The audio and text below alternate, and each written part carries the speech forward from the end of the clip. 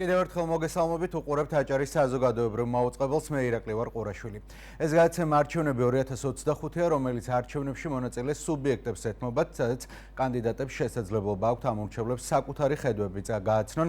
წარმოგიდგენთ პირველი ბლოკის სტუმრებს: გიორგი ცინცაძე, ბათუმის მერობის კანდიდატი, ივანე მაისურაძე, ქართული ოცნების საკრებულოს სის პირველი ნომერი, თავმჯდომარეობის კანდიდატი, ლევან ცხოიძე, რუსთაველის ქუჩის მაჟორიტარი დეპუტატობის კანდიდატი, ჯაბა ჭანტურია, ივანე ჯავახიშვილის ქუჩის მაჟორიტარი დეპუტატობის კანდიდატი. მოგესალმებით ბატონებო, მადლობა ძალიან დიდი რომ დაგვითმეთ დრო და ბუნებრივია პირველი კითხვა კი არა და როგორც ყოველთვის გადაცემაში გვაქვს ტრადიცია, წარმოგიდგენთ და გაგვეცანით თქვენი გუნდი. მოგესალმებით ჩვენს მაყურებელს, დიდი მადლობა ეთერში მოწვევისთვის. აქვე მინდა ვისარგებლო ამ შემთხვევით და დიდი მადლობა გადაუხადო აჭარის მთავრობის თავმჯდომარეს და რა თქმა უნდა ბატონ პრემიერ-მინისტრს ამ გამოცხადებული ნდობისთვის.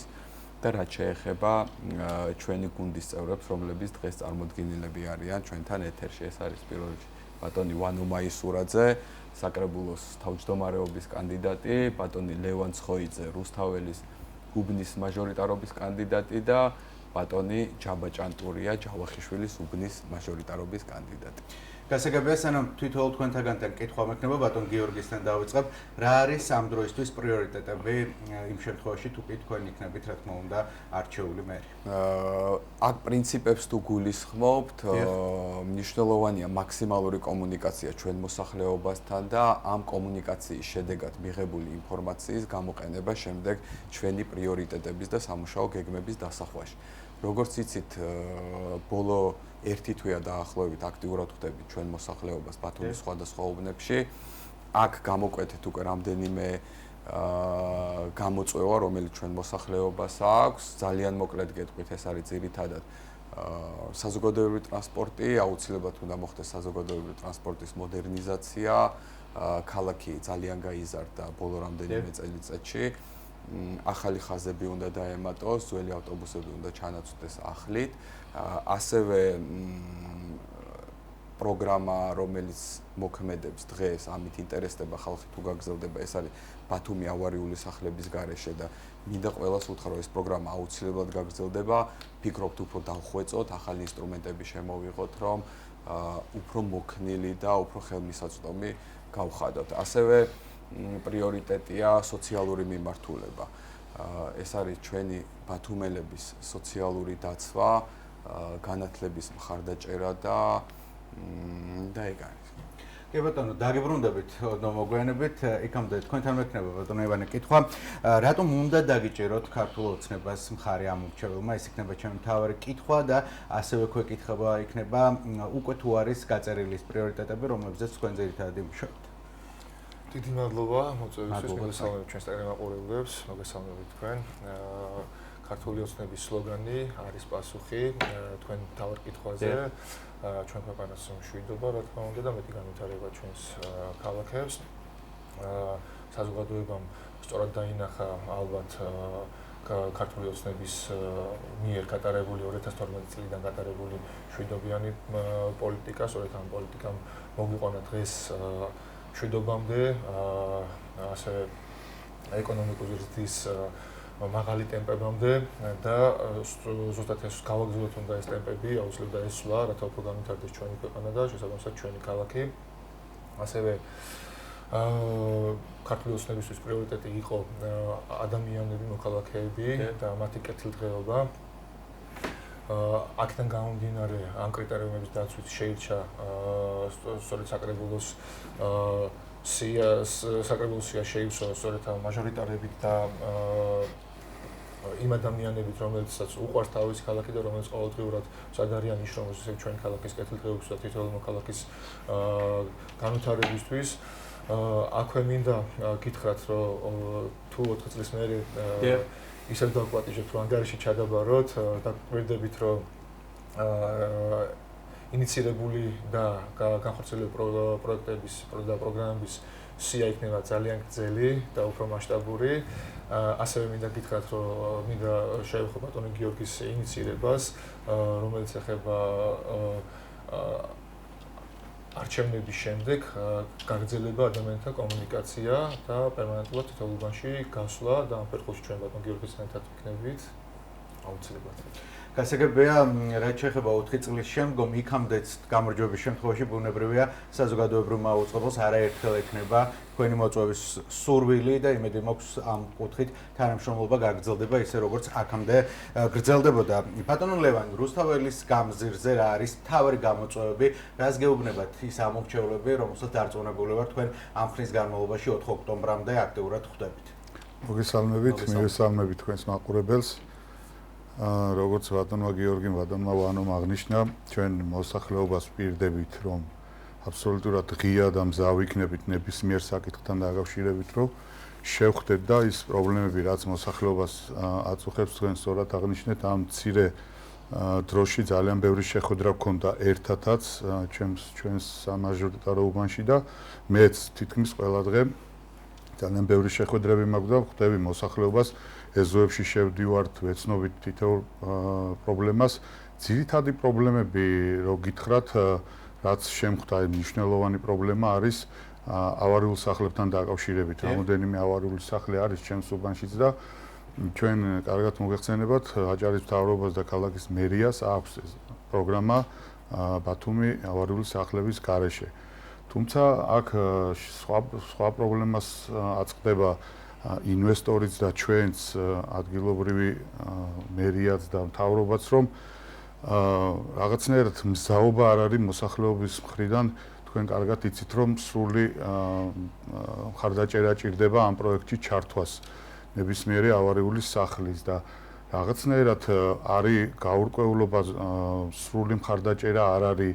შემდეგ პროგრამაში ვერ ერთვებიან, ინვესტორიც ვერ მიდის და ვერ ხდება ამ სახლების და მინდა მოუწოდო მოსახლეობას, რომ გაგებით მოეკიდონ ამ პროცესს, იმიტომ რომ ჩვენ აბსოლუტურად მზად ვართ და აბსოლუტურად ღია ვართ ამ საკითხთან დაკავშირებით, რომ ნებისმიერ თემაზე ვისაუბროთ და გავაკეთოთ ის, რაც გვაქვს დაწერილი პროგრამაში, რომ ქალაქი იყოს ავარიული სახლების გარეშე. ძირითადად ეს პრობლემა არის ეზოებში კიდე ეგრეთ წოდებული დასაჯდომების, ფანჩატურების მოთხოვნები არის, იქ სანიაღვრე სისტემების მოწესრიგება, აი საწვეთურების და ასე შემდეგ, რა ვიცი, ნებისმიერ საკითხზე შეუძლიათ არც აქამდე იყო ჩვენთან კომუნიკაცია პრობლემა და არც ახლა იქნება დარწმუნებული ვარ ბატონი გიორგის მეთაურობით და ჩვენი ბატონი ვანოს და ჩვენი გუნდის მეთაურობისა მონაწილეობით აუცილებლად გადავწყვიტავთ ნებისმიერ საკითხს. მე დარწმუნებული ვარ და თან ყისიერად ძალიან მოკლე ვადებში, იმიტომ რომ ვიცნობ მე ბატონ გიორგის, ვიცი მისი გადაწყვეტილებების, ყისიერი გადაწყვეტილების მიღების უნარი აქვს ამ კაცს და ძალიან ამაყი ვარ, რომ იმ დროს მომიწევს ამ გუნდში მოღვაწეობა, რომ ერთ-ერთი საუკეთესო მერი იქნება ქალაქის და ჩვენი გუნდი ძალიან ბევრ რამეს გააკეთებს ამ ქალაქისთვის დამერწმუნეთ. ბატონ ჯაბა, იგივე კითხვა მექნება თქვენთანაც, თქვენი სამოჟორიტარო ქუჩიდან გამომდინარე რა არის მთავარი მოთხოვნა მოსახლეობის, რას გეუბნებათ ხალხს? მოგესალმებით, პირველ რიგში მადლობა მოწვევისთვის. რა თქმა უნდა, მე ზოგადად ჭაობში დავიბადე, გავიზარდე და ძალიან ახლოს არის ჩემთვის აღნიშნული ადმინისტრაციული დასახლება, ჭავახიშვილის ადმინისტრაციული დასახლება, ეგრეთ წოდებული ჭაობის დასახლებაა და წლების წინ ძალიან რთული მემკვიდრეობა ერგო ამ კონკრეტულ უბანს, მაგრამ ძალიან მნიშვნელოვანი პროექტები განხორციელდა, რამაც მეტნაკლებად ძალიან საგრძნობლად მოახდინა განვითარება აღნიშნული დასახლების, მაგრამ ჩვენ ნაკლებად უნდა გვაინტერესებდეს წარსული და ძალიან მნიშვნელოვნად ორიენტირებული უნდა ვიყოთ მომავალზე, გამომდინარე იქიდან, რომ ძალიან აქტიურად ხდება დასახლება ჩვენი მოქალაქეების შესაბამისად ჩვენი მთავარი ამოცანაც უნდა იყოს აქ ამ ადმინისტრაციული ერთეულში მცხოვრები მოქალაქეების კომფორტული ცხოვრების გაუმჯობესება. მე მთავარი ინიციატივა რაც მექნება ჩემ გუნდთან და რა თქმა უნდა ქალაქ ბათუმის მერთან არის ის, რომ აღნიშნულ დასახლებას აქვს პოტენციალი აითვისოს სპორტული ტურიზმის ნაწილში სტატუსი და მე ნამდვილად შევთავაზებ ჩემ გუნდს ამ ინიციატივას. გამომდინარე იქიდან, რომ ბოლო წლებში აღნიშნულმა დასახლებამ და აღნიშნულ დასახლებაში აქტიურად აშენდა სხვადასხვა სპორტული საერთაშორისო სტანდარტების ინფრასტრუქტურა, რაც ჩვენ გვაძლევს საშუალებას ხვალ ძალიან მაღალი დონის სპორტულ ღონისძიებებს უმასპინძლოთ. შესაბამისად ეს მნიშვნელოვნად მოახდენს ჩვენი ადმინისტრაციული ერთეულის განვითარებას და მე ვფიქრობ, ხელს შესაჭიდი იქნება იქ ცხოვრები ადამიანებისთვის კონკრეტული პროექტების განხორციელება. შესაბამისად მე დარწმუნებული ვარ, 4 წლის შემდეგ ჭაობს მხოლოდ სახელი დარჩება და მას აღნიშნულ სიტყვას არანაირი შეხება არ ექნება და რა თქმა უნდა გუნდი თავის მხრივ ნიშნავს ორი ან მეტი ადამიანის ერთობას, რომლებსაც საერთო მიზანი ამოძრავებს და ჩვენი საერთო მიზანი იქნება 4 წლის შემდეგ გაცილებით უკეთესი ბათუმი, რომელსაც ჩვენ მომავალ თაობას მემკვიდრეობით გადავწყვეტ. მადლობა ბატონ გიორგი, დაგიბრუნდებით ისევ თქვენ მიმდინარე და განხორციელებული პროექტების შესახებ მინდა გკითხოთ და რა სიახლეებს უნდა ელოდოს ბათუმელები თქვენი არჩევის შემთხვევაში. მოდით დავიწყოთ საუბარი თქვენ არაერთხელ და ასევე თქვენი გუნდის წევრებმა ახსენეს ავარიული სახლების გარეშე ბათუმი. რა სიახლეებია ამ მიმართულებით, რო გითხრათ უფრო კონკრეტულად? აქ კიდე ერთხელ განმეორდები, რომ აქტიურად ვფიქრობთ ახალი ინსტრუმენტების შემოღებას, ამ პროგრამის უფრო დახვეწას, გადაწყვეტილი გვაქვს, რომ ამ ჩემ გუნდთან ერთად, ჩვენ გუნდთან ერთად პირადად ჩავატაროთ შეხვედრები იმ მოსახლეობასთან, რომლებიც ამ ავარიულ კორპუსებში ცხოვრობენ, მოусმინოთ მათ და ამ შეხვედრების შემდეგ უკვე დავსახოთ ის გეგმა, რომელიც უფრო გაამარტივებს ამ პროცედურას და ჩვენთვის მნიშვნელოვანია, რომ ეს პროცედურა დაჩქარდეს და არ გაჭიანურდეს. ეხლა მიმდინარე პროექტებს რაც შეეხება ამ ავარიულ სახლების ფარგლებში, ეხლა მიმდინარეობს 4 კორპუსის მშენებლობა 3 სხვადასხვა ლოკაციაზე. ეს არის 3 8 სართულიანი კორპუსი და 1 12 სართულიანი კორპუსი, რომელიც დასრულდება უკვე 2026 წლის დასაწყისში და ავარიულ სახლებში მცხოვრები მოსახლეობის ნაწილს უკვე გვექნება საშუალება, რომ შევასახლოთ ამ კომფორტულ, სრულად გარემონტებულ ბინებში. გასაგებია, ქუჩების რეაბილიტაცია მიმდინარეობს, მე მგონი ნებისმიერი ბათუმელი ამას ნახავს. ეს პროექტი გაგრძელდება რა ეტაპზეა, ამის შესახებაც რომ მოგვიყვეთ. საგზაო ინფრასტრუქტურა ერთ-ერთი მთავარი მიმართულებაა ქალაქის სწორი ფუნქციონირებისათვის და ბათუმელების კომფორტული გადაადგილებისათვის. ეხლა უკვე რამდენიმე კვირაში აუცილებლად გაგრძელდება რუსთაველის ქუჩის რეაბილიტაცია, დროებით შეჩერებული იყო ტურისტული სეზონის გამო, მეტი შეფერხება არ ქონოდა ამ ქუჩებზე. ეს გაგრძელდება და მსგავსი პროექტები ბათუმის რამდენიმე ლოკაციაზე გვაქვს ასევე დაგეგმილი. ასევე აშენდა სკოლები, რეაბილიტაცია ჩაუტარდა რამდენიმე სკოლას, ბაღებს და ასე შემდეგ. ამ მიმართულებით თუ გაგრძელდება ეს პროექტები და რა გვაქვს სიახლე? დიახ, აქამდე საუღნიშნე უკვე ბათუმი ძალიან მზარდია, ბოლო რამდენიმე წელიწადში ძალიან გაიზარდა და კიდევ უფრო მზარდია. ეხლა მიმდინარე პროექტები გვაქვს, რამდენიმე ახალი ბაღი შენდება, ძველი ბაღების რეაბილიტაცია ხდება და უკვე რაღაც ლოკაციები გვაქვს მოძიებული, სადაც დავიწყებთ კიდე ახალი ბაღების შენებლობას, სადაც გვექნება საშუალება, რომ ჩვენი ბავშვები, ეს ახალი თაობა გქონდეს საშუალება, რომ უსაფრთხო და კომფორტულ გარემოში გაიზარდონ. გასაგებია, აუცილებლად უნდა შევეხოთ ტურისტულ სეზონს, ეს ერთ-ერთი ყველაზე მთავარია. ცენტრალური მთავრობის, ასევე აჭარის მთავრობის მთავარი სლოგანი ამ 2 წლის განმავლობაში ყოველი შემთხვევისთვის იყო, რომ ბათუმი უნდა იქცეს და აჭარა 4-ვე სეზონზე მიმზიდველად. როგორ ჩაიარა სეზონმა, მოდი დავიწყოთ ამით ბათუმისთვის და რა იგეგმება მომავალში ტურიზმის უფრო მეტად განვითარებისთვის. ტურისტულმა სეზონმა ძალიან კარგად ჩაიარა, ზრდა გქონდა წელსაც. აქ აუცილებლად უნდა აღვნიშნო, რომ წინა წელთან შედარებით გქონდა დაახლოებით 38-40% ზრდა საერთაშორისო რეისების მიმართულებით, ბათუმის მიმართულებით, რაც თავისთავად იმას ნიშნავს, რომ წელს გქონდა ზრდა საერთაშორისო ტურიზმიდან. ამ მიმართულებით აუცილებლად გაგრძელდება ახალი ატრაქციების, მაღალი დონის ხუთვარსკვლავიანი სასტუმროების მშენებლობა, მუშაობთ აქაც, რომ მეტი ინვესტიცია მოვიზიდოთ. როგორც მერობის კანდიდატი, აუცილებლად უნდა აღვნიშნო, რომ ინფრასტრუქტურული პროექტები აქვს მნიშვნელოვანი ტურიზმისთვისაც, იმიტომ რომ ამდენ მშენებლობასთან სასტუმროების და ამ ატრაქციების თუნდაც მნიშვნელოვანია, რომ ინფრასტრუქტურული პროექტები პარალელურად განვითარდეს და არ ჩამორჩეს ამ პროექტებს.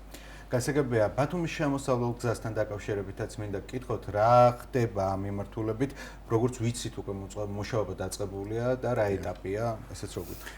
ეს იყო მთავრობის თავმჯდომარის ბატონ სულხან თამაზაშვილის ინიციატივა იყო. მისი მხარდაჭერით ხორციელდება ეს, დავიწყეთ უკვე პროექტირება, ფიქრობთ რომ მომავალ წელს უკვე დავიწყებთ ინფრასტრუქტურულ სამუშაოებს. ეს არის დაახლოებით რო წარმოიდგინოთ ბათუმის შემოსასვლელში არსებული გვირაბებიდან საბაგირო გზამდე არსებული მონაკვეთი სრულად უნდა განახდეს, რომლის დასრულების შემდეგაც აქ გვექნება 4-ზოლიანი გზა განათებით და ტროტუარებით. ეს მაქსიმალურად განტვირთავს განსაკუთრებით ტურისტული სეზონის დროს ბათუმის შემოსასვლელს და ალბათ დამეთანხმებით, რომ ეს არის ტურისტების და არა მარტო ტურისტების ბათუმელების ერთ-ერთი მთავარი შემოსასვლელი ქალაქში, რომელიც უნდა იყოს ლამაზი და კომფორტული. ნამდვილად უნდა დაგეთანხმოთ, იმიტომ რომ ეს არის ერთ-ერთი პრობლემა. ზუსტად 4 წუთი გვაქვს დარჩენილი გადაცემის დასრულებისთვის, ამიტომ ბატონებო, ჯერ თქვენ გთხოვთ მიმართოთ თქვენ სამომრჩეველს და შემდგომ ბუნებრივია ბატონ გიორგის დავასრულებინებ დღევანდელ ეთერს. გისმენთ. მიმართავ, რა თქმა უნდა, ჯავახიშვილის ადმინისტრაციული ერთეულის სამომრჩევლებს მაქსიმალურად მჭირდება მხარდაჭერა, გამომდინარე იქიდან რომ მოგვენიჭოს მანდატი და ჩვენ გავაგრძელოთ აქტიურად მუშაობა თითოეული თქვენთაგანის საკეთილდღეოდ, რათა ჩვენი ქალაქი და კონკრეტულად ჩემი ადმინისტრაციული ერთეული კიდევ უფრო კომფორტული გავხადოთ. შესაბამისად, მე მაქვს იმედი, რომ 4 ოქტომბერს ყველანი მოვიხდით მოქალაქეობრივ ვალს, მივართ დავაფიქსირებთ ჩვენ არჩევანს, გავაფერადებთ ქართული ოცნება დემოკრატიული საქართველო, გავაფერადებთ მერობის კანდიდატს ბატონ გიორგი ცინცაძეს და მხარს დამიჭერთ მე თქვენს მაჟორიტარ ჯავა ჭანტურიას. გისმენთ ბატონ ლევ. პირველ რიგში მადლობა მინდა დავუხადო აჭარის მთავრობის თავმჯდომარეს, რომ მეც მერგო წილად რომ ამ გუნდში ყოფილიყავი ბატონ გიორგისთან, ბატონ მანუსთან, ბატონ ჯავასთან ერთად. და მეც მინდა თხოვნის სახით მივმართო ჩემს ამომრჩევლებს რუსთაველის სამაჟორიტარო ერთეულში, რომ აუცილებლად მობრძანდით, აუცილებლად გააფერადეთ ქართული ოცნება 41 ნომრით, გააფერადეთ ბატონი გიორგი, მე თქვენი მონამორჩილი ლევონ ცხოიძე და ხარი დაუჭირეთ მშვიდობას, ხარი დაუჭირეთ ჩვენი ქალაქის მშენებლობას, რომელსაც ჩვენ სულ ყველა ერთად გავაკეთებთ. ვირდებით ამას. გისმენთ ბატონო. დიდი მადლობა ბატონ ხალხა თამაზაშვილს განაცხადებული ინტერვიუსთვის, რა თქმა უნდა. ჩვენ ქართული ოცნების გუნდი გვაქვს ძალიან დიდი მისია. 4 ოქტომბერს ჩვენი მისია 64 მუნიციპალიტეტში როგორც მერობის, ასე საკრებულოს არჩევნებში დამაჯერებელი გამარჯვება.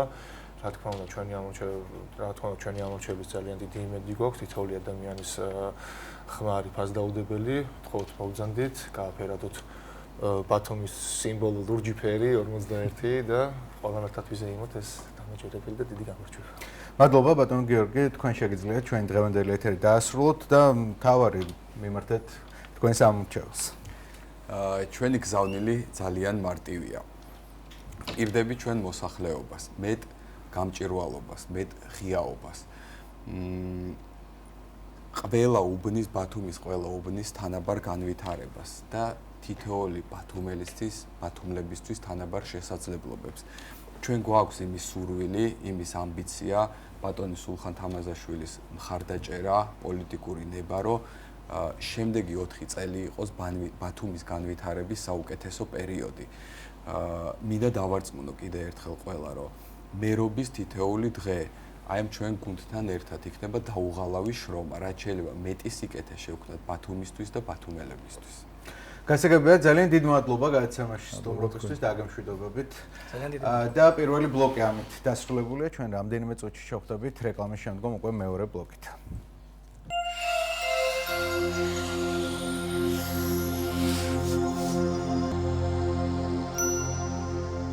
ვაგრძელებთ გადაცემას. მეორე ბლოკის სტუმრები არიან ვაჟა დარჩია, ლელო ძლიერი საქართველოს სიის პირველი ნომერი და თავმჯდომარეობის და ასევე ძველი ბათუმის მაჟორიტარობის კანდიდატი ივანე ფირცხალაიშვილი, რუსთაველის ადმინისტრაციული ერთეულის მაჟორიტარობის კანდიდატი, სიის მეორე ნომერი გახლავთ, არჩილ ბერიძე სიის მესამე ნომერი, მარიზა თებიძე, ხიმშიაშვილის უბნის მაჟორიტარობის კანდიდატი. ძალიან დიდი მადლობა გადაცემაში სტუმრობისთვის.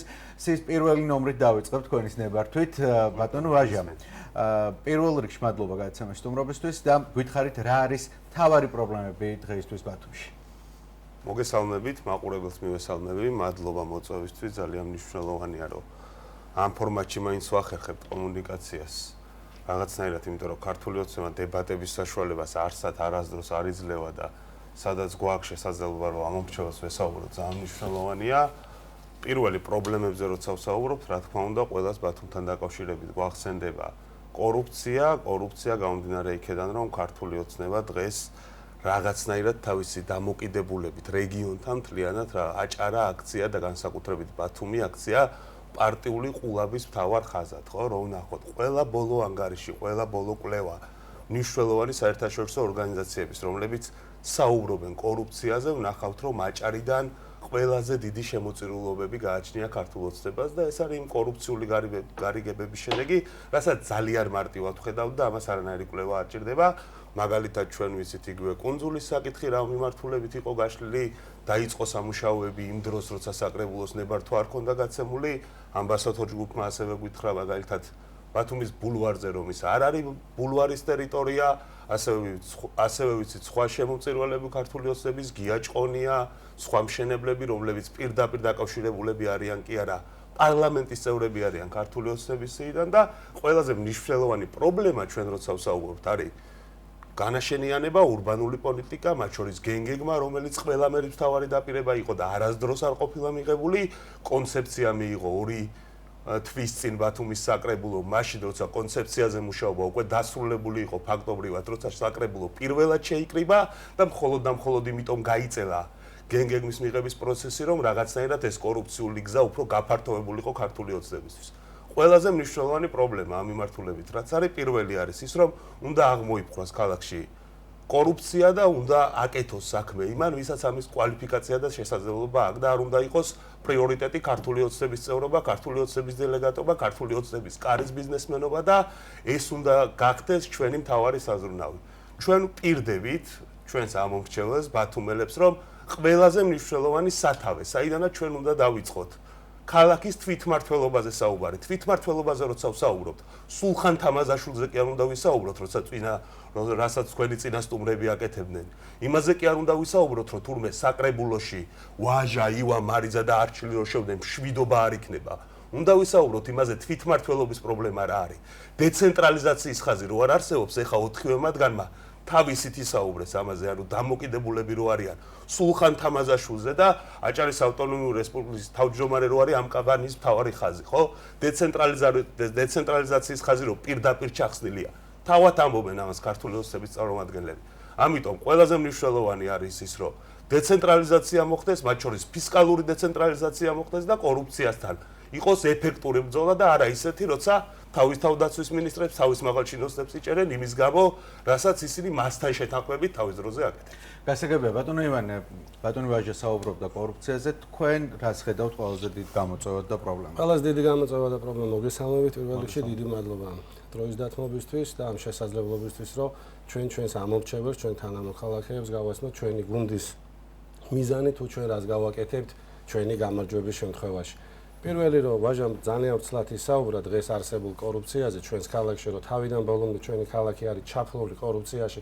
ყველგან თუ სადმე შეიძლება, ეს არის ნებისმიერი ელემენტარული ტენდერები იქნება თუ აი რაიმე მშენებლობები იქნება თუ სადაც არ უნდა იყოს, დღეს სამწუხაროდ ქართული ოცნების ხელისუფლება და ქართული ოცნების საკრებულო თავიდან ბოლომდე ჩაძირულია კორუფციაში. გასაკეთებელი ძალიან ბევრი გვაქვს ჩვენ ამ ქალაქში, ძალიან ბევრი რამეა, ძალიან დიდი პრობლემებია თითქმის ყველა მიმართულებით.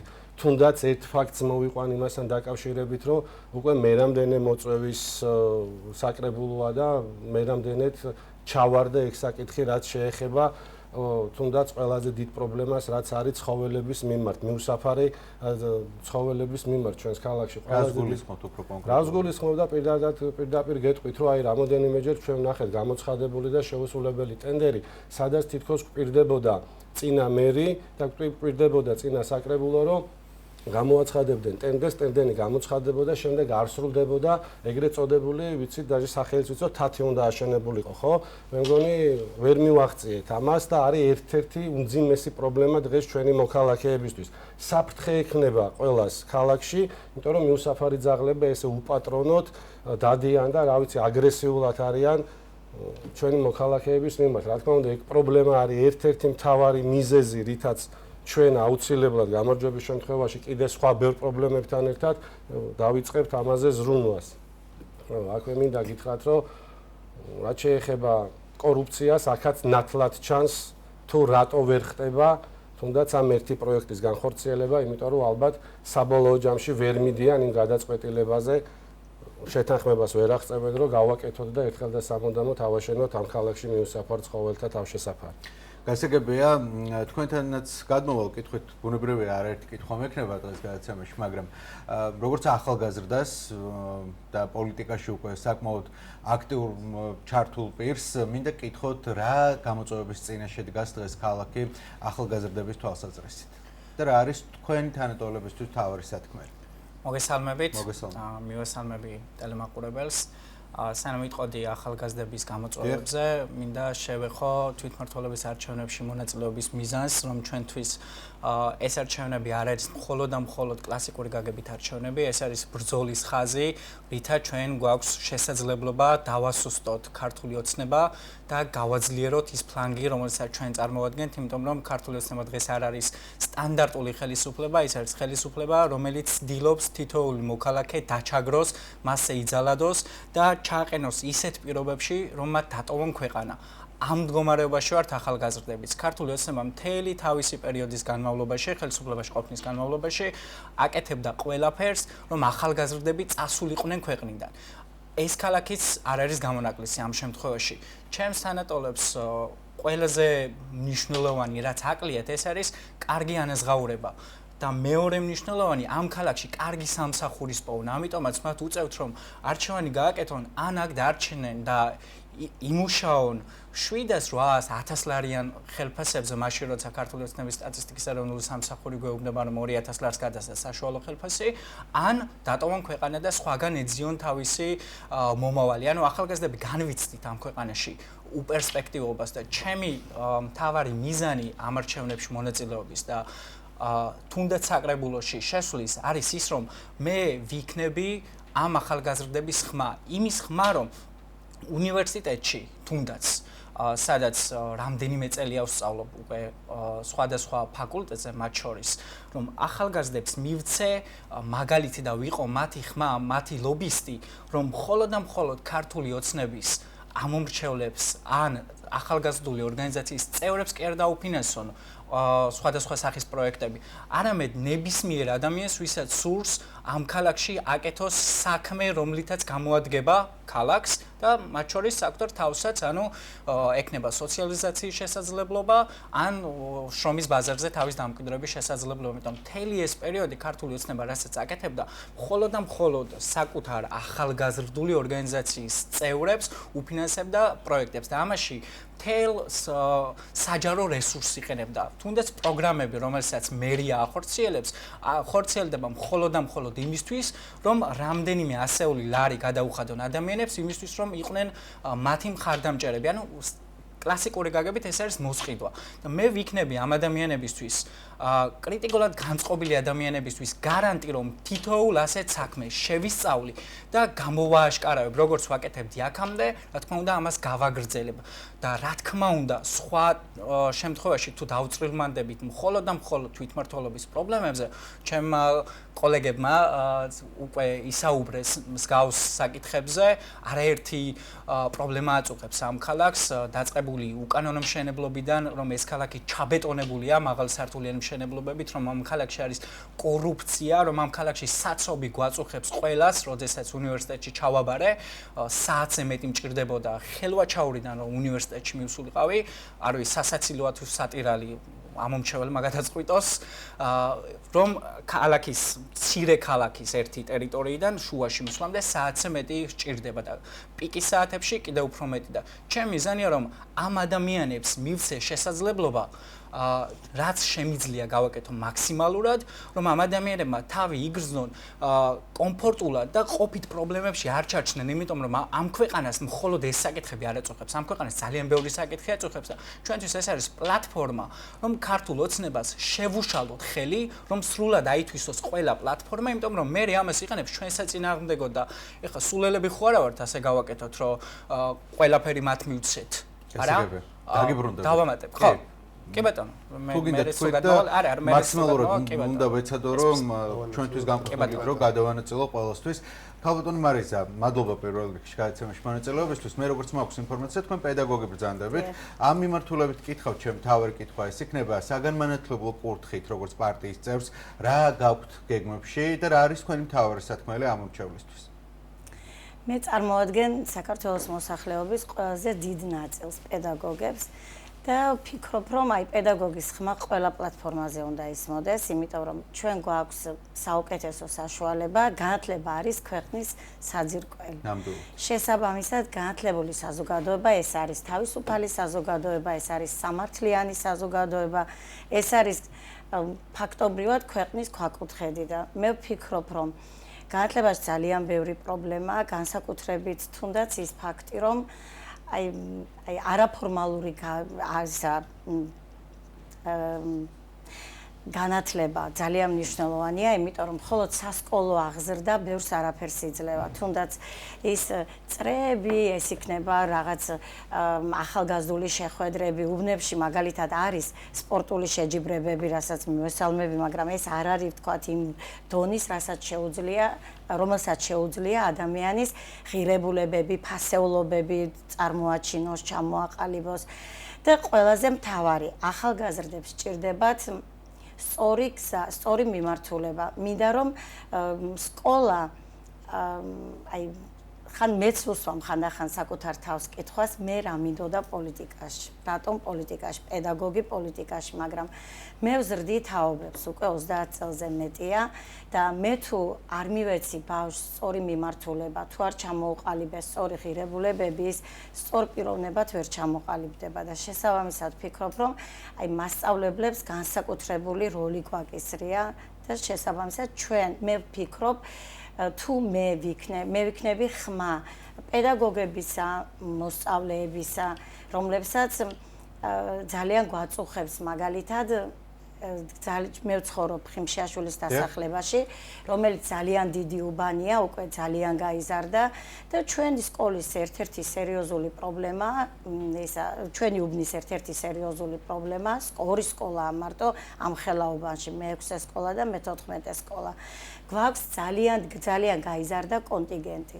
შესაბამისად, სამცულიანი მუშაობა გვაქვს. ეს ძალიან შრომატევადია, მშობლებისთვისაც ძალიან რთულია, იმიტომ რომ მრავალშვილიანი ოჯახები გვყავს, რომლებსაც შვილები მოჰყავთ რამდენიმე ცვლაში და ცოტა რთულია მცირეწლოვანი შვილი როცა ყავს სახლში და 12-ის ნახევარზე და 3-ის ნახევარზე ბავშვი უნდა მოიყვანოს სკოლაში. აი ამ ხრივ გჭირდება დიდი ამ უბანს აუცილებლად გჭირდება კიდევ ერთი სკოლა და რა ვიცი ეს მნიშვნელოვანია ძალიან ამ კუთხეში. ასე კითხავთ თუ შეიძლება იმ დროს როდესაც ამორჩევლებს ხვდებით, აი განწყობა როგორია, რას გეუბნებიან, რა არის მათი მთავარი გზავნილი თქვენი პარტიის მისამართით? საუკეთესო, აი მართლაც ამდენი ხანია დავდივართ კარდაკარზე, ცოტა გაუბედავად შევედი პოლიტიკაში, იმიტომ რომ არ მაქვს ამისი გამოცდილება, მაგრამ მინდა გითხრათ, რომ აი ისეთი მხარდაჭერა მივიღე, ისეთი თანადგომა, ისეთი სითბო, სიყვარული, რაღაც იმედივით გაჩნდა. რაღაც გონიათ, რომ მათი ოჯახის წარმომადგენელი ვარ, ასე რომ არ ვიცი, ძალიან ისე დადებითად გამიმოხტე და ცოტა გავიშალე. გასაგებია. კარგით, დაგიბრუნდებით. ბატონო ვაჟა, საერთო კითხვას დავსვავ, თქვენ ისაუბრეთ თითოეულმა თქვენთაგანმა იმ პრობლემების შესახებ, რომლებიც ამჟამად არსებობს. ახლა მინდა რომ ამორჩეველს უკვე მიაწოდოთ ინფორმაცია, თუ რას გააკეთებთ მოსვლის შემთხვევაში. რა არის მთავარი გზავნილი, რის გამოც ამორჩეველმა თქვენ უნდა დაგიჭიროთ ხარი? ხო, მე ბათუმის საკრებულოს მოქმედი წევრი ვარ, სხვა დღეს იყო ხდომა და ეს 4 წელი ვსაუბრობდი ფაქტობრივად ამ პრობლემებზე და მათ შორის ხშირად გადაჭრის გზებზე, თუმცა არც ერთი ოპოზიციური ინიციატივა ამ დროის განმავლობაში არ ყოფილა გათვალისწინებული ქართული ოცნების პირობებში. მაგალითად, რაც გავაკეთებთ, ისაუბრა მარიზამ განათლების პრობლემაზე და ჩვენ მათ შორის ამ საკრებულოში საერთო ოპოზიციური ფორმატით ვისაუბრეთ იმაზე, რომ განათლების პრობლემა ძალიან მნიშვნელოვანი პრობლემაა და ასევე ძალიან მნიშვნელოვანი საკითხია კვების საკითხი, როცა ვხედავთ, რომ ყოველი მე-4, ყოველი მე-5 ბავშვი ფაქტობრივად ჩვენს ქვეყანაში შიმშილობს. ამიტომ ჩვენ ამ საკრებულოშიც ოპოზიციონერს სხვა კოლეგებთან ერთად დავაყენეთ ის საკითხი, რომ უფასო კვება იყოს განათლების სისტემებში, მათ შორის სასკოლო განათლებაში იყოს უფასო კვება, რაც ძალიან მნიშვნელოვანია ბავშვებისთვის და მშობელს არ კონდეს იმის პრობლემა, რომ ბავშვს გასაგაკვეთილო პროცესში გული არ წაუვიდეს. ეს ძალიან მნიშვნელოვანი საკითხია, აწუხებს ფაქტობრივად მთელ ქვეყანას და ამის მაგალითი ჩვენ გვაქვს ზუსტად იქ, სადაც ოპოზიციამ გაიმარჯვა. წალენჯიხაში დღეს ეს პროგრამა ფუნქციონირებს ძალიან დიდი წარმატებით და მნიშვნელოვანია, რომ ჩვენ ოპოზიციურ ქალაქებში თუ ეს ხდება, ესე იგი ეს შეიძლება მოხდეს იქ, სადაც ხელისუფლებაც არის, თუმცა ნება უნდა იყოს ამის და სურვილი უნდა გააჩნდეს. ამის სურვილი სამწუხაროდ ქართულ ოცნებას არ გააჩნია. ასევე რაც გავაკეთებ და მივიღებ გენერალურ გეგმას, რომელშიც ფული მაგ გადახდილი ირაკლი ჩვენი ბიუჯეტიდან, ბათუმელების ბიუჯეტიდან, ამაში გადახდილია მილიონობით ლარი და მხოლოდ და მხოლოდ იმიტომ ჭიანურდება პროცესი, რომ ვიღაცებმა ნახონ კონკრეტული სარგებელი, მიიღონ ამნისტიის კანონები, მიიღონ ავარიული სახლების პროგრამა, რომელიც ავარიულ სახლებზე და იქ ცხოვრებ ადამიანებზე კი არ არის გათვლილი, იმაზეა გათვლილი, რომ მერმა მიიღოს დისკრეციული უფლებამოსილება ავარიული სახლის მაგივრად, რამდენ სართულიანი სახლი აშენდება. მაგალითად, ბატონი არტილ ჩიქოვანი იყო პოლიციელი. რამდენად კვალიფიციური და ლოგიკური იქნება მისი დასკვნა იმასთან დაკავშირებით, რომ მიიღოს დისკრეციული უფლება, რამდენ სართულიანი სახლი უნდა აშენდეს რომელიმე ავარიული სახლის ადგილას. წარმოგიდგენიათ პროფესია ურბანისტიკა, არქიტექტურა და პოლიციელობა რამე თავსებადობაში იყოს ერთმანეთთან. ესეთი დამოკიდებულებაა, როცა მივიღებთ გენერალურ გეგმას, ეს გააჩენს ზონებს, ეს იქნება დოკუმენტი, რუკა ერთგვარი ქალაქისა, რომელიც ჩვენ პირდაპირ დაგვიწერს იმას, სად რამხელა კორპუსი უნდა აშენდეს, სად რაზე უნდა ვისაუბროთ, სად კულტურული მემკვიდრეობა უნდა დავიცვათ. ეს ზონები სრულიად გამოყოფილი იქნება და ეს დოკუმენტი რამე ციდან მოსატანი და რამე ველოსიპედი კი არ არის გამოსაგონებელი. ეს დოკუმენტი არის უკვე შედგენილი, ძალიან მნიშვნელოვანი დოკუმენტია და ამას უბრალოდ ჭირდება რატიფიცირება, ბეჭედის დარტყმა და თქმა ბათუმელებისთვის, რომ ბოლო ლუკა ასათი არის მერობის შემდეგ შეუძელით ამ ქალაქში ის რომ არსებობდეს ეს რუკა და ამით ვიხელმძღვანელოთ და არ იყოს მშენებლობა ამ ქალაქში ფულის კეთების წყარო. ამაზე ვისაუბრებ ჩვენ. ეს ფაქტობრივად გამოიწვევს იმას, რომ ამ ქალაქში არ იქნება კორუფცია. ვისაუბრებთ უსაფრთხოების საკითხზე.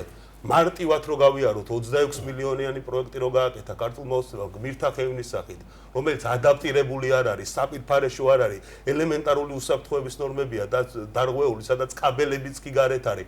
ამ ყველაფერს ხო არ ჭირდება ძალიან დიდი რაღაცა სამუშაოების ცოდნა. ამას ჭირდება კვალიფიკაცია. მუნიციპალურ სამსახურს, ზედამხედველობის სამსახურს დანიშნულებას მივცემთ, ფუნქციას მოუძებნით და არ იქნება დაკავებული მისი ბიძიის და ქართულ ოცნებასთან დაკავშირებული ადამიანების მშენებლობების ჩაბარებით და ექსპლუატაციაში მიღებით, რომელიც დღეს ადამიანები ცხოვრობენ, თუმცა რეალურად ეს სახლები ექსპლუატაციაში მიღებული არ უნდა იყოს. ამას გავაკეთებთ, ამაზე ვისაუბრებ და ეს იქნება გამოსავალი, იმიტომ რომ თუ თვითმმართველობამ არ შეიძინა თავისი მნიშვნელოვანი შინაარსი, თავისი მნიშვნელოვანი როლი და ისევ ვისაუბრეთ ვიღაცების სახელით, ვიღაცების იმედად, ესე არ გამოვა თვითმმართველობის როლის გაზრდა. ბიუჯეტი უნდა იყოს დახარჯული ბათუმზე, მნიშვნელოვანი საკითხები უნდა იყოს გადაფარული, პრიორიტეტების დოკუმენტი სწორად უნდა იყოს მოქალაქეების ჩართულობით მიღებული და ამ ყველაფერზე ვისაუბრებ ჩვენ მოქალაქეებთან ერთად.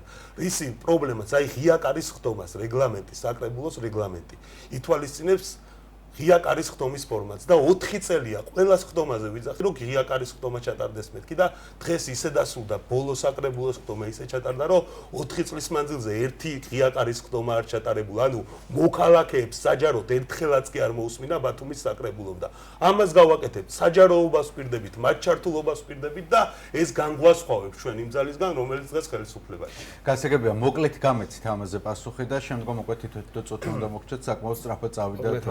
მე გავაგრძელებ და ვეთანხმები ვაჟას გარკვეულწილად. პირველი ერთადერთი პრობლემა, რაც დღეს ჩვენ ქალაქს ყველაზე მეტად კიდევ აწუხებს, ეს არის საცობები.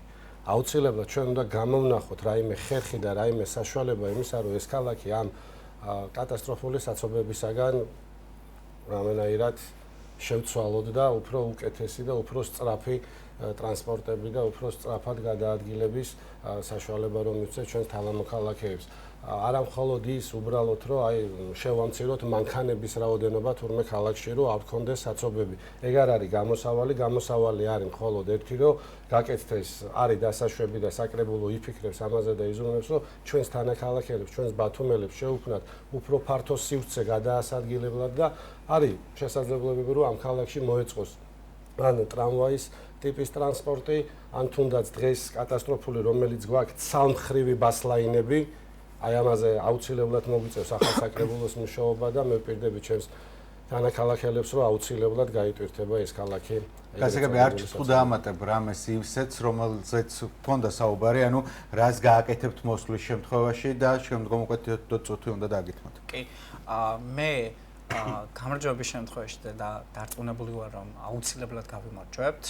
გავაკეთებ ყველაფერს, რომ ამ ქალაქში თითოეულმა ბათუმელმა თავი იგრძნოს ჯერ ბათუმელად და შემდეგ მოქალაქედ. იმიტომ რომ ჩვენ გვაქვს ისეთი მოცემულობა და ისეთი პირობები ბათუმში მცხოვრებ ნებისმიერ ადამიანს, განსაკუთრებით კი ახალგაზრდებს, იგივე ხაზს გავყვები, რომ გვიწევს არჩევანი გავაკეთოთ, ან წავიდეთ ქვეყნიდან, ან აქ დავრჩეთ და ვიცხოვროთ ვიშრომოთ იმისთვის, რომ ვიცხოვროთ, ვიცოცხლოთ, უარესი. ხოლო იმისთვის რომ თავი გავიტანოთ თვიდან თვემდე. ჩემი მიზანია რომ ამ ადამიანებს, ჩემს თანატოლებს, ჩემზე პატარებს, რომლებსაც აქვს შესაძლებლობა რომ ამ ქალაქში დარჩნენ, მიუხედავად იმისა, ისინი თბილისში ჩააბარებენ სასწავლებლად თუ სხვაგან, დაბრუნდნენ შემდეგ ამ ქალაქში და არა მარტო ამ ქვეყანაში. მეც მქონდა შესაძლებლობა და არჩევანი რომ წავსულიყავი თბილისში და იქ მესწავლო, მაგრამ არა, მე გადავწყვიტე რომ ჩემი მიზანია რომ ეს ქალაქი გახდეს პირველი ევროპული ქალაქი და ამ ქალაქიდან დაიწყოს ცვლილებები. სწორედ ამიტომ მე ვამბობ რომ ნებისმიერი ახალგაზრდა, ვინც არის თავს გრძნობს აქაურად, მაგრამ ახლა ქართულმა ოცნებამ შეუქმნა მარწუხები და ჩააყენა ისეთ მდგომარეობაში, რომ წავიდეს ამ ქალაქიდან, უნდა დარჩეს აქ და გააგრძელოს ბრძოლა. ბრძოლა, რომელიც ჩვენ დავიწყეთ ძალიან დიდი ხნის წინ, ბრძოლა, რომელიც მცირე გამარჯვებებით, მაგრამ მაინც მოგვიტანა შედეგი და მე დარწმუნებული ვარ, რომ ბრძოლა, რომელიც პირადად მე დავიწყე 14 ნოემბერს, ქართული ოცნების სისტემის და რეჟიმის წინააღმდეგ აუცილებლად დასრულდება გამარჯვებით, ქართველი ხალხის გამარჯვებით და სან თქვენ თუ ახლა დატოვებთ ქალაქს, თქვენ თუ ახლა ჩაიქნევთ ხელს და იტყვით რომ ამ საქმიდან არაფერი გამოვა, მე წავედი და ჩემს როლს ვეღარ ვხედავ ამ ქვეყანაში, შემდეგ გული დაგწყდებათ იმაზე რომ თანამონაწილეები ვერ იქნებით ამ გამარჯვების. ამიტომაც მე მოგიწოდებთ თითოეულ თქვენგანს, თითოეულ ბათუმელს, ახალგაზრდას, მოხუცს, არსებით მნიშვნელობა არ აქვს. ადამიანს, რომელიც თulis ამ ქვეყნის მოქალაქედ და თulis რომ ეს ქვეყანა არის მისი. რომ დავრჩეთ ამ ქვეყანაში, ვიბრძოლოთ, მეტიც დავარწმუნოთ ჩვენი მეგობრები, ახლობლები, ნათესავები, რომლებიც არიან უცხოეთში, რომ დაბრუნდნენ უკან და ერთად ვიბრძოლოთ, რათა დავიბრუნოთ ეს ქვეყანა და უკანონოდ არისხდნენ ადამიანები ციხეებში, ათეულობით ასეთი ადამიანია დღეს ციხეში და განსაკუთრებით მნიშვნელოვანია ისიც, რომ ჩვენ გვეკუთვნის, ვიმსახურებთ, ჩვენ კი არა. ქართველი ხალხი იმსახურებს თავისუფალ არჩევნებს, სადაც ქართველი ხალხის ნება იქნება გამოხატული და ჩვენი მიზანიც, თუნდაც ამ არჩევნებში მონაწილეობის მიზანიც არის ის, რომ ქართული ოცნება ვაიძულოთ, კი არ გაატაროს, უკვე უნდა გაეტარებინა მას და დაეტოვებინა ხელისუფლება, რომ ჩამოშორდეს ძალაუფლებას, რომელიც ეკუთვნის ხალხს. მადლობა, გისმენთ ბატონო ივანე. მიმართეთ ამ ჩვეულს და მე მინდა მიმართო ჩვენს ამორჩეულს ჩემო ძვირფასო ბათუმელებო. 4 ოქტომბერი არის დღე, არის თარიღი, სადაც უნდა დავასრულოთ ქართული ოცნების ხელისუფლებაში ყოფნის პერიოდი. აუცილებლად უნდა მივიდეთ არჩევნებზე სახში ჯდომით და არჩევნებზე არ მისვლით. ჩვენ კიდევ ერთხელ ფუნდამენტალურად მივცემთ საშუალებას ქართულ ოცნებას შეინარჩუნოს ხელისუფლება. მე აქვე მინდა გითხრათ, რომ რა თქმა უნდა თვითმმართველობის არჩევნებით არ მოხდება ხელისუფლების ცვლილება, მაგრამ იქნება დასაწყისი იმ დიდი გამარჯვებისა, რომელსაც ელოდება ქართველი ხალხი და ჩვენ აუცილებლად ჯეროვნად გავიმარჯვებთ.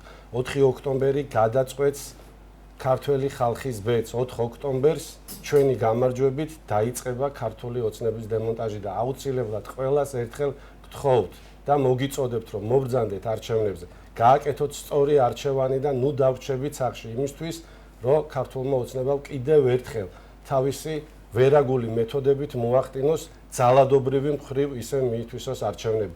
ამისთვის ყველამ უკლებლივ მივიდეთ 4 ოქტომბრის არჩევნებზე და მხარი დაუჭიროთ ოპოზიციას. მადლობა ქალბატონ მარიზე, თქვენ გისმენთ და შემდგომ უკვე სიის პირველ ნომერს დავასრულებინებთ დღევანდელ ეთერს. მინდა მიმართო ხიმშიაშვილის დასახლების მოსახლეობას, ჩემს უბნელებს, ჩემს მეგობრებს, კოლეგებს, მოსწავლეებს დაგვიჭირო მხარი იმისათვის, რომ ვიყოთ მათი ხმა თვითმმართველობაში, ვისაუბროთ ხმამაღლა მათ პრობლემებზე, მათ ტკივილზე, მათ მათ საჭიროებებზე, მჯერა რომ ისინი აუცილებლად მოვლენ და აუცილებლად მისცემენ ხმას ოპოზიციას, მოგცემენ ბერკეტს იმისათვის, რომ ვიზრუნოთ მათზე. მადლობა და გისმენთ ვაჟა.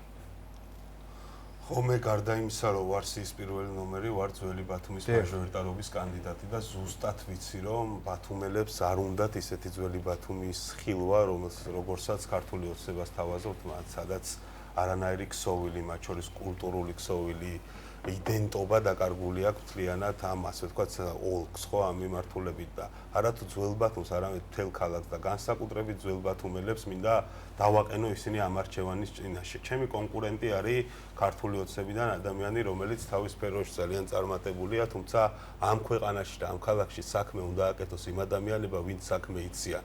კი, ჩემი დიდი პატივისცემა არჩილ გოგიტიძეს, მაგრამ არჩილ გოგიტიძემ წავიდეს და ის საქმე აკეთოს, რომელიც მას ძალიან კარგად გამოსდის და რითიც უყვარს ის მოსახლეობას და ბათუმელებს და ის საქმე რაც არის პოლიტიკა უნდა აკეთოს იმ ადამიანებმა, ვინც ეს პროცესი იციან, ესმით და რაღაცნაირად შეხება აქვთ ადამიანებთან. ამიტომ ესეთი არჩევნები გვაქვს, რომ იქეთველზე არიან ადამიანები, რომლებიც სხვადასხვა სფეროებში არიან წარმატებული და არასდროს არ ქონიათ პოლიტიკასთან შეხება, აქეთ ხარეს ვართ ადამიანები, რომლებიც ამდენი წელია ვიბრძვით, ამდენი წელია ვეუბნებით ადამიანებს პრობლემებს თავაზობთ გადაჭრის გზებს 4 წელია მე საკრებულოს წევრი ვარ და ჩემი მიკროფონი ყოველ დღე ყოველას ხტომაზე ესაუბრებოდა ბათუმელებს პრობლემებზე, ეუბნებოდა გადაჭრის გზებს, საუბრობდა იმ ტენდერებზე, იმ კორუფციულ გზებზე, რასაც დღეს ქართული ოცნება აკეთებს და თუ გინდათ რომ ჩვენ ამაზე საუბრის შესაძლებლობა გქონდეს და გქონდეს უფრო მეტი პოლიტიკური ინსტრუმენტი იმისა, რომ ამაზე თქვენთან ერთად უფრო ხმამაღლა ვისაუბროთ,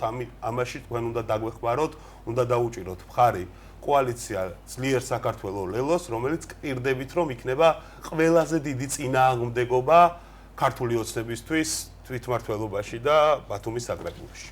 ძალიან დიდი მადლობა გადაცემაში სტუმრობისთვის. ამით დღევანდელი გადაცემა დასრულებულია. ჩვენ შევხვდებით არჩევნები 2025-ით უკვე ორშაბათს ერთმანეთს. იქამდე კი ხვალამდე გემშვიდობებით. მადლობა რომ გვეყურებთ.